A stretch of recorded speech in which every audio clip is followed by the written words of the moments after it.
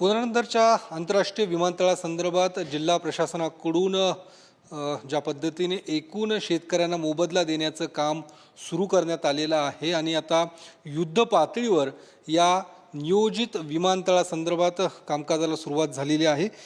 जिल्हाधिकारी जितेंद्र डुडी आता आपल्या सोबत आहेत। सर, नेमकं काय शेतकऱ्यांपर्यंत आपण पोहोचलेला आहात आणि शेतकऱ्यांची जवळपास 90% जास्त सहमती पाहायला मिळते, मोबदला देखील देण्यास सुरुवात झालेली आहे। काय नेमकं सद्यस्थिती काय? आता आम्ही 7 मे पासून भूसंपादनाची प्रक्रिया चालू केलेली आहे, ज्याच्यामध्ये जे शेवटचा टप्पा आहे भूसंपादनाचा, जे शेतकऱ्याला पैसेचं वाटप करणे, त्याची प्रक्रिया सुरुवात झालेली आहे। आणि जे मोबदला शासनाने डिसाईड करून दिला होता ते विशेष बाब म्हणून हा विशेष प्रकल्प असल्यामुळे आणि शेतकऱ्याला याचा जास्तीत जास्त फायदा झाला पाहिजे, शेतकऱ्याला हा एअरपोर्टचा थेट फायदा झाला पाहिजे, त्यासाठी 1,61,00,000 एकरी हा अमाऊंट शासनाने मंजूर केला। आणि याच्याशिवाय एरोसिटीमध्ये आम्ही शेतकऱ्याला ज्याची जमीन आपण घेत आहोत त्यांना परत जमीनसुद्धा देतो आहे आणि ते जमीन विकसित जमीन देतो आहे। आणि हा विकसित जमीन देण्याचा उद्देश आपला हाच आहे की शेतकऱ्याला, ज्या शेतकऱ्याची जमीन जाते त्या शेतकऱ्यांना हा एअरपोर्टचा पहिला फायदा झाला पाहिजे। तर त्या पद्धतीने हा कंप्लीट पॅकेज शेतकऱ्यांना सांगून, शेतकऱ्याला विचारून घेऊन आम्ही फायनल केला होता, शासनाने फायनल केला होता। आणि त्याच्या अनुषंगाने आता भूसंपादनाचे शेवटचा टप्पा जे आहे पैसे वाटपाचा तो सुरुवात झालेला आहे। शेतकऱ्याद्वारे चांगला प्रतिसाद दिला जातो। आणि याच्यामध्ये आम्ही एक आणखीन गोष्टी ठरवली होती आम्ही सर्व लोकांनी मिळून, की आता हा जे प्रकल्प आपण करत आहोत याच्यामध्ये मागचे 10 वर्षापासून हा प्रकल्प चालू आहे आणि त्याच्यामुळे आधीच्या काळात बरेचसे इन्व्हेस्टर्ससुद्धा त्या ठिकाणी इन्व्हेस्ट केलेलं आहे। आणि सध्या पैशाचं वाटप करताना आम्ही या पद्धतीने डिसाईड केलं आहे की सुरुवातीला आपण जे मूळ शेतकरी आहे त्यांना पैसे वाटप करू। आणि म्हणून आतापर्यंत जे आम्ही काही 150 कोटीच्या दरम्यान पैसे वाटप केलेले आहे मागच्या 4-5 दिवसामध्ये, तर ते सर्व पैसे आम्ही मूळ शेतकऱ्यांनाच पहिले वाटप केलेले आहे। त्याचे कारण आहे की जेव्हा गव्हर्नमेंट एवढा मोठा अमाऊंट शेतकऱ्यांना देतो आहे तर त्याचा इन्व्हेस्टमेंटसुद्धा चांगल्या पद्धतीने त्याच भागामध्ये त्या शेतकऱ्यांना करण्याची संधी मिळाली पाहिजे। शेतकऱ्यांना जर आपण आधी पैसे दिले तर ते जवळची ठिकाणी म्हणजे पुरंदर एअरपोर्टच्या जवळच्या ठिकाणीच परत जमीन पण घेऊ शकता आणि थेट बेनिफिट म्हणजे आम्ही जे जमीन देतो आहे 10% जमीन विकसित भूखंड परत देतो आहे, त्याच्याशिवाय ते स्वतःसुद्धा जवळची भागामध्ये त्याचं इन्व्हेस्टमेंट करू शकता आणि कंटिन्युअसली बेनिफिट पण घेऊ शकतात। तर त्या धर्तीवर आम्ही पहिला शेतकऱ्यांना याचा बेनिफिट देत आहोत। जे विकसित भूखंड मिळणार आहेत एरोसिटीमध्ये तिथेही सुद्धा मूळ शेतकऱ्यांना त्याचे प्राधान्याप्रमाणे त्या ठिकाणी जमीन दिली जातील, या पद्धतीचे आमचं नियोजन आहे। आतापर्यंत परवा बुधवारीपर्यंतचे आमच्याकडे रिपोर्ट आहे। 3,000 एकरपैकी 920 एकरचे करारनामे आमच्याकडे सबमिट झालेले आहे, त्याचे फाईल बनवणे चालू आहे। त्याच्यामध्ये जे सामायिक क्षेत्र आहे त्याच्यामध्ये सर्वांची संमती घेण्याच्या प्रक्रिया सध्या चालू आहेत। त्याच्यामध्ये काही डॉक्युमेंट ते कमी आहे तेही पूर्ण करण्याची प्रक्रिया चालू आहे। काही ठिकाणी काही शेतकऱ्याचे जमिनीवर बोजा आहे बँकाचे, तर तेही प्रोसेस सुरळीत करण्याकरिता आम्ही या पद्धतीने आमचे डेप्युटी कलेक्टरला दिशानिर्देश दिलेले आहे की जर शेतकरी स्वतः NOC घेण्यामध्ये सक्षम नसेल तर आपल्याला त्या बँकाचे लोकांना बोलवून घ्यायचे आहे आणि शेतकऱ्याच्या खात्यामध्ये पैसे देऊन आणि त्या शेतकऱ्याद्वारे त्या बँकेला चेक देऊन असा ॲडजस्टमेंट करून घ्यायचे, जेणेकरून शेतकऱ्याला कुठल्याही बँकामध्ये जाऊन NOC घेण्याची आवश्यकता लागणार नाही आहे। याच्याशिवाय 7/12सुद्धा लागते, तर तेही आम्ही या पद्धतीने व्यवस्था केलेली आहे की तलाठीकडे जाऊन 7/12 घेण्याचीही आवश्यकता नाही आहे। आम्ही सर्व 7/12 स्वतः कम्प्युटरमधून काढून आणि आमच्याकडे ठेवलेले आहे। जेवढे डॉक्युमेंट कमी करता येते तेवढे डॉक्युमेंट आम्ही कमी करतो आहे।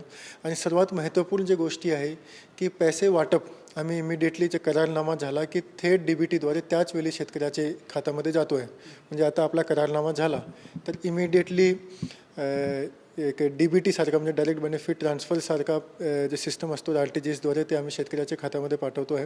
आणि त्याच्यामुळे शेतकऱ्यांना खूप समाधान त्याच्यामुळे व्यक्त करते आहे की एक दिवसाची सुद्धा थांबवायची आवश्यकता लागत नाही, इमिडिएटली पैसे जाते। आता जास्त महत्त्वपूर्ण गोष्टी आहे की सर्व शेतकऱ्याची फाईल तयार होण्याचं काम चालू आहे आणि त्याच्यामध्ये खूप काळजीपूर्वक सर्व गोष्टी बघणे आवश्यक आहे। तर त्याचं काम आमची यंत्रणा आणखीन जास्त बल देण्यासाठी आम्ही त्या ठिकाणी उभा केलेली आहे। आणि याच्यामध्ये आम्ही प्रत्येक डेप्युटी कलेक्टरच्या मागे अजून एक डेप्युटी कलेक्टर दिलेले आहेत, जेणेकरून ते त्या कामाला अजून स्पीड देतील. आणि याच्याशिवाय आम्ही हे जे सर्व पैसे आहे ते महाराष्ट्राचे जे राष्ट्रीयकृत बँक आहे, बँक ऑफ महाराष्ट्रामध्ये ठेवलेले आहेत. त्याचं कारण काय आहे की आपल्या महाराष्ट्रामध्ये सर्वात जास्त बँक आउटरीच जे आहे ते बँक ऑफ महाराष्ट्राची आणि आपल्या स्वतःच्या महाराष्ट्राच्या बँक आहेत. आणि जास्त लोकांचे बँक ऑफ महाराष्ट्राचे खाते असल्यामुळे आम्हाला ते पैसे पाठवायला खूप सोपा जातो आहे. तर बँक ऑफ महाराष्ट्राचे सुद्धा 9 अधिकारी त्या ठिकाणी आम्ही उपस्थित राहायला सांगितलेलं आहे, जेणेकरून कुठल्याही प्रकारचे काही बँक काही ओपन करायची असेल किंवा बाकी काही अडचण असेल तर ते इमिडिएटली सोडवता येते. आमच्या प्रयत्न हा आहे की जसं 10 जूनपर्यंत संमती घेण्याची आम्ही कालावधी ठेवलेली आहे. तर आमचा उद्देश हे आहे की सिस्टम एवढा सुरळीत करून दिला पाहिजे, जेणेकरून 100% शेतकऱ्याची संमती हा 10 जूनचे कालावधी दरम्यान आपल्याकडे येऊन जातील. आणि जे काही बेनिफिट शासनाने डिसाईड केलेले आहे कन्सेंट मध्ये, ज्याच्यामध्ये भूखंड 10% भूखंडचं वाटप आहे, त्याच्याशिवाय 750 दिवसाच्या मजुरी रक्कमसुद्धा आपण शेतकऱ्यांना देतो आहे. त्याच्याशिवाय MIDC कायदा अंतर्गत प्राधान्याने म्हणजे प्राथम्याने जे कोणी क्वालिफाईड आहे त्यांना MIDCमध्ये प्रायव्हेट नोकरीची तरतूद आहे.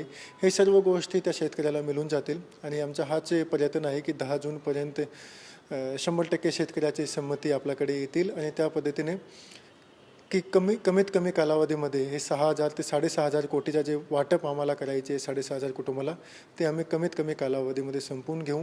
आणि ॲक्च्युअल जे काम आहे एअरपोर्टचा ते मग येणारे 3-4 महिन्यामध्ये प्रत्यक्ष चालू होतील. सर, साधारणतः किती शेतकऱ्यांपर्यंत आपण पोहोचलेलो आहोत आत्तापर्यंत? साधारणतः किती रक्कम त्यांच्यापर्यंत गेलेली आहे? काही आकडा आहे सर? देखो, पोहोचलेलाचा अर्थ आहे की आमचा प्रोसेस असा असतो की भूसंपादनची प्रक्रिया चालू झाल्या आम्ही सर्व नोटिसेस पाठवतो. त्या नोटीसमध्ये काय असतो म्हणजे साधी भाषामध्ये सांगायचे असेल तर त्या नोटीसमध्ये त्या शेतकऱ्याची एकूण जमीन आपण किती भूसंपादित करतो आहे आणि त्या एकूण भूसंपादित जमीनचे किती पैसे देतो आहे, आणि त्याच्यासोबत त्या जमिनीवर जे निगडीत घटक आहे, जसं झाडे आहे, विहीर आहे, शेततळ आहे, घर आहे, त्याचे आपण किती पैसे त्यांना परत देतो आहे. तर हा अमाऊंट त्या नोटीसमध्ये मेन्शन आहे. आणि त्याच्या नोटीस आम्ही बऱ्यापैकी सर्व पाठवलेले आहे. काही गावाचं वाटप आज उद्या संपून जाईल. कुंभारवलन, वनपुरी, खानवडी ह्या गावाचे वाटप अजून चालू आहे, तर ते येणारे 1-2 दिवसामध्ये संपून जातील. हा आम्ही तुमच्या वतीने हाही सर्व शेतकऱ्यांना सांगू इच्छितो की हा जे नोटीस आहे त्याच्यामध्ये सर्व गोष्टीचा समावेश आहे. आमच्याकडून समजा एखादी गोष्टी सुटली असेल, समजा की एक विहीर किंवा शेततळाची नोंद झालेली नसेल, तर तेही आपण आमच्याकडे अर्ज द्यावा. ते आम्ही प्रत्यक्ष परत तपासून आणि तेही समावेश करून घेऊ. तर नोटिसेस आमचे बऱ्यापैकी सर्व गेलेले आहेत. आम्ही नोटिसेसद्वारे बऱ्यापैकी सर्व शेतकऱ्यापर्यंत मॅक्सिमम उद्यापर्यंत पोहोचून जाऊ. आणि आतापर्यंत आमच्याकडे जसं मी सुरुवातीला सांगितलं की 920 एकर एवढी जमिनीचे करार आम्ही आमच्याकडे सबमिट झालेले आहे. आज दुपारीपर्यंत जवळपास 150 कोटीचा म्हणजे मागचे 3 दिवसापासून सोमवारीपासूनच आमचे पैशाचा ॲक्च्युअल वाटप चालू झाला आहे. तर मागचे 3-4 दिवसामध्ये आम्ही जवळपास 150 कोटीचं वाटप पण केलेलं आहे. आणि हा स्पीड आता प्रत्येक दिवशी वाढत चाललेली आहे. आणि आम्ही जसं सांगितलं की आमचा प्रयत्न हाच आहे की किमान कालावधीमध्ये जे 6 ते 4.5 कोटीचं जे वाटप आहे ते आम्ही शेतकऱ्याच्या संमतीने पूर्ण करून घेऊ. सर, मधल्या काळात काही शेतकऱ्यांचा विरोध देखील होता, तो आता शांत झाला आहे का? तो कशा पद्धतीने तुम्ही त्यांच्यापर्यंत पोहोचून त्यांचा विरोध थांबवलेला आहे? बघा, याच्यामध्ये 2 गोष्टी महत्त्वपूर्ण आहे. एक शेतकऱ्याची जेव्हा आपण जमीन घेतो तेव्हा हा महत्त्वपूर्ण आहे की त्यांना या पद्धतीचा आपल्याला परत पॅकेज दिला पाहिजे, की त्यांना असं नाही वाटलं पाहिजे की आमच्या जमीन घेऊन आम्हाला कमी फायदा झाला किंवा आम्हाला थेट याचा फायदा झालेला नाही आहे. तर शेतकऱ्यासोबत जेव्हा आम्ही चर्चा केली तर त्याचे जे मुद्दे आले की आम्हाला जास्तीत जास्त भाव मिळाला पाहिजे नियमाची चौकटीच्या आत राहून, कारण नियमाच्या चौकटीच्या बाहेर जाऊन पैसे देता येत नाही आहे. तर त्या पद्धतीने आपण आपली कारवाई केली. विशेष बाब म्हणून जास्त पैसे ही शासनाने मंजूर करून दिले. शेतकऱ्यांना पहिला फायदा झाला पाहिजे त्यासाठी आपण एरोसिटीच्या आत भूखंडाची व्यवस्था केली आहे, विकसित भूखंडाची. तर या पद्धतीने जे पॅकेज आपण शेतकऱ्यासमोर मांडला. म्हणून जेव्हा आपण मोजणी केली तेव्हासुद्धा शेतकरी आम्ही कुठल्याही पोलिसला घेऊन मोजणी केली नाही. सर्वाची संमतीने ते मोजणी तेव्हा केली होती. 96% लोकांची संमती होती तेव्हा, आणि त्या आधारावर आम्ही मोजणी केली होती. आणि आतासुद्धा आम्ही जे शेतकरी संमतीने आमच्यासमोर येते त्याचा आम्ही करारनामा करून जातो आहे. दरम्यानच्या काळात काय असतो की काही लोक असा चुकीची माहिती पसरवतात ज्याच्यामध्ये कुठल्याही प्रकारचा तथ्य नसतो. म्हणजे आम्ही तर एवढ्यापर्यंत बघितलेलं आहे की ज्या लोकांची जमिनी जात नाही आहे ते असे प्रकारचे लोक जे आहे ते स्वतः पुढे येऊन दिशाभूल करतात शेतकऱ्याची, त्याच्यामध्ये संभ्रम निर्माण करतात. अशा प्रकारची गोष्टी सांगितल्या जातात की उद्या जर प्रकल्प कॅन्सल झाला तर शासन 25% व्याजसह परत पैसे घेतील. म्हणजे खूप चुकीची बाब आहे आणि याच्याबद्दलही आम्ही आता असा निर्णय घेतलेला आहे की कुठलाही जर अशा प्रकारची चुकीची माहिती किंवा संभ्रम शेतकऱ्यामध्ये निर्माण करत असेल तर त्याच्यावर योग्य ती कानूनी कारवाई केली पाहिजे. कारण शेतकऱ्याचा संभ्रम निर्माण करणे हा चुकीची गोष्ट आहे. कारण आम्ही जे सांगतो ते अधिकृत आहे, आम्ही लेखी स्वरूपात सर्व गोष्टी देतो आहे. त्याच्यामध्ये कुठल्याही प्रकारचा संभ्रम निर्माण करणे हे म्हणजे शेतकऱ्याची दिशाभूल करणे अशा प्रकारचं आहे. तर तसा होऊ नये म्हणून मी सर्व लोकांना आवाहन करतो की हा जे निर्णय आहे ते शेतकरीचा स्वतः आहे, त्याने स्वतःने हा निर्णय घेतला पाहिजे आणि त्याने त्याचा निर्णय घेतलेला आहे म्हणून ते पुढे येऊन त्याची जमीन देत आहेत आणि ते त्याच्या जे मोबदला आहे ते स्वतः घेते आणि ते भूखंडसुद्धा त्यांना मिळतो आहे. तर अशा पद्धतीने काही लोक जे आहे ज्याची जमीन जात नाही आहे ते अशा पद्धतीने थोडासा प्रयत्न करत आहेत. पण मला विश्वास आहे की आम्हीसुद्धा आमचे खूप प्रयत्न करतो आहे शेतकऱ्यापर्यंत खरी जी माहिती आहे ते पोहोचवतो आहे, तुमच्या माध्यमातून पोहोचवतो आहे. मध्ये जर जेव्हा आमच्या समोर येते काही लोक चुकीची माहिती पसरवत आहे तर तेव्हाही मी त्याचे खुलासा देतो आहे आणि हाच आमचा प्रयत्न राहतो आहे की वेगवेगळ्या माध्यमातून शेतकऱ्यापर्यंत खरी माहिती पोहोचली पाहिजे जेणेकरून ते स्वतः त्याचा निर्णय घेऊ शकतात की हा एअरपोर्टबद्दल त्याने काही निर्णय घ्यायचे आहे. आणि बघा शेवटी हा निर्णय इंडिव्हिज्युअल निर्णय आहे. प्रत्येक शेतकऱ्याने स्वतःचा निर्णय घेतला पाहिजे की जे आता शासनाने मोबदला डिसाईड केला आहे, जे पॅकेज डिसाईड केलं आहे ते योग्य आहे किंवा नाही, कोणाच्या सांगण्यावर नाही डिसाईड केला पाहिजे असं माझं म्हणणं आहे. आणि त्या पद्धतीने सध्या शेतकरी त्याचे पाव उचलत आहेत. आणि खऱ्या अर्थाने तसा बघितला तर हा एअरपोर्ट झाल्यामुळे तो जो कंप्लीट परिसर आहे हा 7 गावाचे कंप्लीट जे पुरंदर आहे त्याचा एवढा मोठ्या पद्धतीने विकास होणार आहे. कंप्लीट भागाचे शहरीकरण होणार आहे. आणि जे आता हे जे जमिनीचे त्या ठिकाणी भावसुद्धा वाढत आहेत आणि त्याचाही फायदा थेट त्या शेतकऱ्यांनाच त्या ठिकाणी होणार आहेत. तर मला असं वाटतं आहे की हा प्रकल्प झाल्यामुळे त्या शेतकरी ज्याची जमीन जाते आहे त्यांना तर चांगली संधी मिळेलच वेगवेगळ्या माध्यमातून. पण ते कंप्लीट परिसर जे आहे पुरंदर परिसर तिथेही नवीन रोजगारची संधी हा एअरपोर्टमुळे, कारण एअरपोर्ट सर्वात मोठा इन्फ्रास्ट्रक्चर असतो आणि इंटरनॅशनल एअरपोर्ट असल्यामुळे चांगली संधी त्या ठिकाणी त्या भागाचे सर्व लोकांना मिळणार आहेत. शेवटचा प्रश्न सर, ज्या पद्धतीने हा प्रकल्प गेल्या 5-7 वर्षांपासून रखडला होता वेगवेगळ्या कारणास्तव, शेतकऱ्यांचा विरोध असू दे किंवा वेगळं राजकीय कारण असू दे, तुम्ही वर्षभरात या सगळ्या प्रकल्पाला चालना दिलेली आहे. काय नेमकं आव्हान होतं हा सगळा प्रकल्प किंवा त्याचं भूसंपादन पूर्णत्वास नेण्यासंदर्भात? देखो, मागचे 7-8 नाही 10 वर्षापासून रखडलेला होता. त्याच्यामध्ये सर्वात महत्त्वपूर्ण गोष्ट आहे की कुठलाही प्रकल्प असो, जसं या प्रकल्पाची पण तेच आहे की संवाद खूप आवश्यक आहे.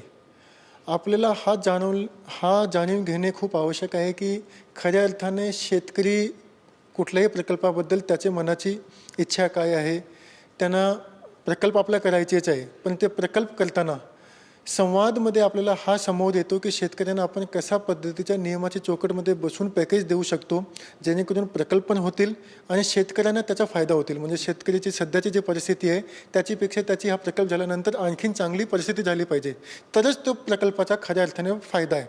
जर आपण ज्या लोकांची जमीन घेतो त्यांना जर त्याचा पहिला फायदा मिळत नसेल तर त्या प्रकल्पामध्ये आपण यशस्वी होऊ शकत नाही. तर या प्रकल्पामध्ये आम्ही हाच केला की आम्ही सर्व जे शेतकरी आहे ज्याचा विरोध होता सर्वांसोबत आम्ही संवाद केला. 2-2 शेतकऱ्यापासून 200 लोकांपर्यंतची आम्ही बैठका घेतल्या. जवळपास 150 तासाची मीटिंग आम्ही मागचे 7 वर्षभरात शेतकऱ्यासोबत घेतलेली आहे.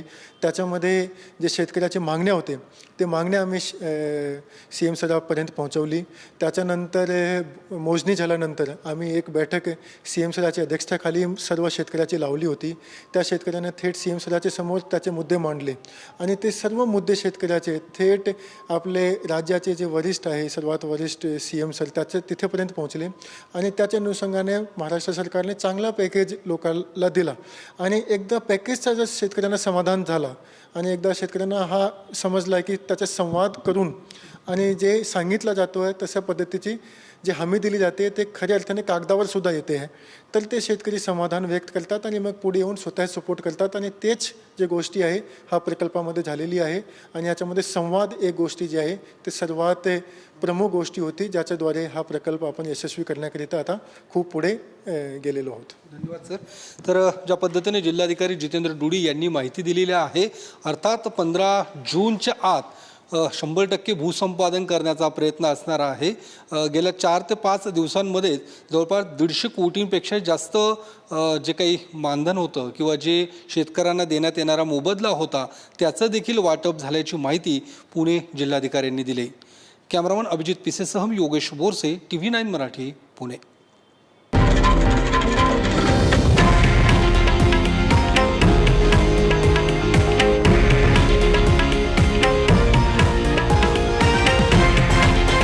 हे आहे देशातील नंबर 1 न्यूज नेटवर्क आणि आपण पाहत आहात TV9 मराठी, एकमेव.